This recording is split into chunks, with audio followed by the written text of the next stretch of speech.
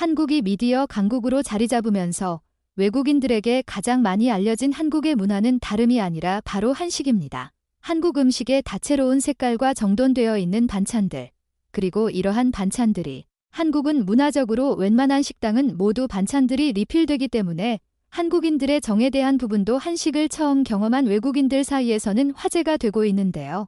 오늘 소개해드릴 사연의 주인공은 일본 식당을 운영하던 중 한식의 매력을 느낀 뒤 자신의 식당에 한식 메뉴를 추가한 사연으로 최근 많은 외국인 네티즌들 사이에서 화제가 되고 있는 글의 내용입니다. 도대체 무슨 일이 있었던 것인지 지금 바로 글의 내용을 살펴보도록 하겠습니다. 안녕하세요. 제 이름은 도라입니다. 저는 24세 여성으로 북유럽에 위치한 핀란드에 거주하고 있는데요.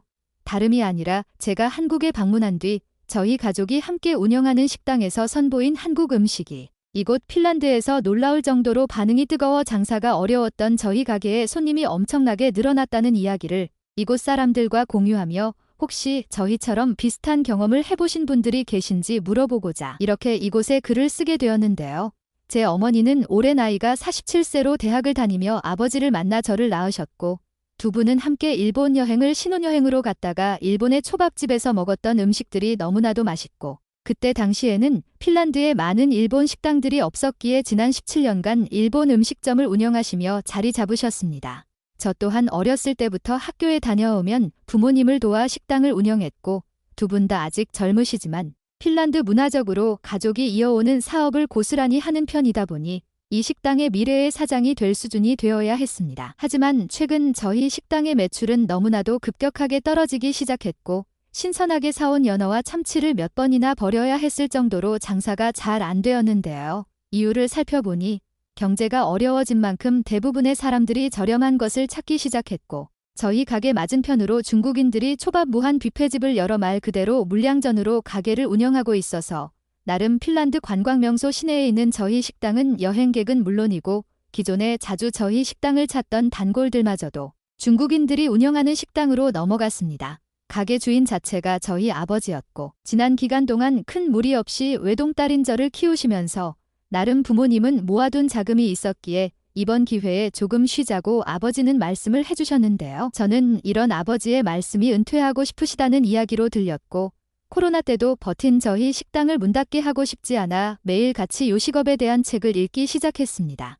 그렇게 하루는 SNS를 하던 중 한국 음식을 다루는 인플루언서의 모습을 보았고 한국 음식이 생각보다 가격대가 저렴하고 영양식이며 핀란드에서도 조달하기 쉬운 야채와 고기 위주의 음식들이 생각보다 많다는 것을 알게 되었는데요. 이 밖에도 한식은 고추장이나 된장 등 양념이 조달하기 좋게 포장되어 있었고 저는 한국을 여행하며 한국 음식을 맛보기로 했습니다. 제가 한국에 방문해서 감격하며 놀란 부분은 다름이 아니라 한국인들의 반찬 리필 문화였는데요. 식당에 가면 우선적으로 환영 음료라며 물을 공짜로 주고 음료수들은 1유로도 안 했으며 도대체 물장사가 아니면 뭐로 남기는 건지 이해가 안 될 정도로 한국인들은 외국인인 저에게도 바가지를 씌우거나 그런 행동을 하지 않으며 매우 저렴한 메인 디시의 가격을 받으며 반찬들을 실제로 계속 리필해 주었습니다. 유럽 사람들의 상식으로 이렇게 반찬을 무료로 계속 리필해 준다면 가장 저렴한 메뉴만 시키고 반찬으로 식사를 때울 생각을 할 것이라 생각되어 저는 이 방법은 절대 유럽에서 통하지 않을 것이라 생각했고 한국도 마찬가지라 생각했지만 한국인들은 매너 없이 반찬을 한 번, 두 번 정도만 더 시켜 먹고 아예 한 번도 추가 반찬을 시키지 않고 있는 반찬들을 깨끗하게 비우며 이러한 정 많은 문화는 있어도 절대 욕심부리지 않는 깨어있는 시민의식을 보여줘서 놀랐는데요. 여수라는 곳에서는 무려 메인 디시였던 게장이라는 음식을 2번까지 리필해주기도 했고 사이드 메뉴로 나오는 김치나 나물 등 일반적인 반찬은 계속 리필이 가능했습니다. 이런 문화 자체를 저는 저희 식당에 반영해보기로 했고 한국적인 기념품들로 식당을 장식하며 더 이상 일본 식당이 아니라 아시아 퓨전 음식들을 파는 식당으로 메뉴들을 바꿔나가기 시작했는데요. 그렇게 도입한 한국 음식은 비빔밥과 불고기였고 매운 것을 좋아하는 사람들에게는 떡볶이를 만들어 판매했습니다. 비빔밥을 처음 먹어본 핀란드 사람들은 나물들과 고기, 계란을 따로 먹는 모습을 보여 저는 이 한국 음식의 이름은 말 그대로 모든 것을 섞고 비빈다는 의미로 매우 영양가 있는 음식이기에 비벼 먹으면 더 식감이 좋습니다라고 이야기했는데요. 대다수의 사람들이 식사가 건강식이라는 것에 매력을 느끼고 직접 자신들이 음식을 비비며 하나의 아시아 문화를 경험을 하며 식사를 해서 더 맛이 좋았다며 반응이 매우 좋았습니다.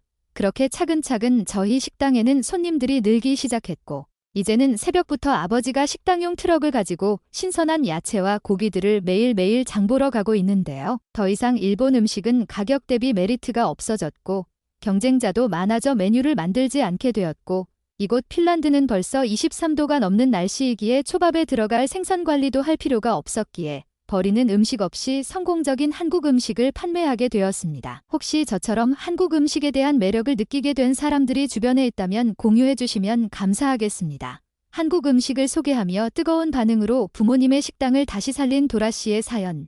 여러분들은 어떻게 생각하시나요? 지금 바로 이런 내용에 달린 외국인 네티즌들의 반응을 살펴보도록 하겠습니다. 한식을 안 먹어본 사람들은 있어도 한 번만 먹은 사람은 없을 정도로 한국 음식은 한 번 먹게 되면 다시 생각나는 음식이라고 해. 이곳 독일에는 200m 간격으로 중국 식당과 일본 식당, 그리고 한국 식당이 있는데 영국을 여행해보니 한국 식당이 중국 식당보다 더 많아서 놀랐어. 한식의 인기가 대단하긴 한가 봐. 이곳 핀란드에도 몇 개 있었는데 나는 전혀 몰랐었어. 일본이 아시아에서 가장 잘 사는 선진국이니 일본 음식이야말로 아시아 최고급 요리라고 생각을 했고 비싸고 좋은 식자재를 조달해서 판매했던 부모님의 전략이 잘 통했거든. 하지만 한국 음식처럼 가격 대비 전 세계 어디서든지 구하기 쉬운 재료로 다채로운 메뉴를 만들 수 있다는 걸 알게 되고 지금은 한국 음식만 연구하고 있어.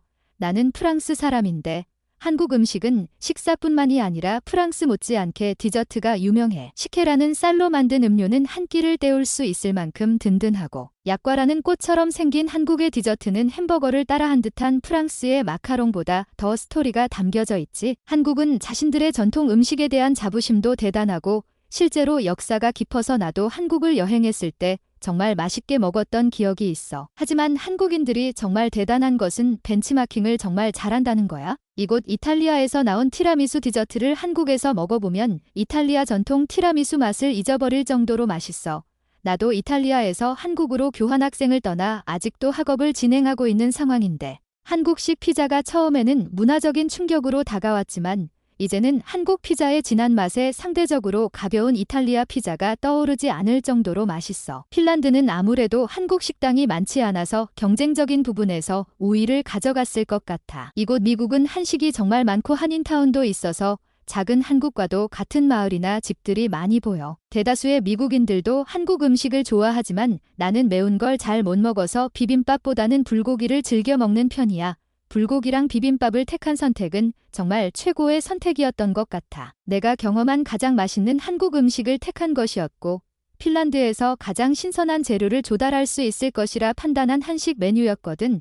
오늘의 외국인 사연과 네티즌들의 반응은 여기까지입니다. 오늘도 끝까지 시청해주셔서 감사드립니다. 구독과 좋아요는 제게 큰 힘이 됩니다. 감사합니다.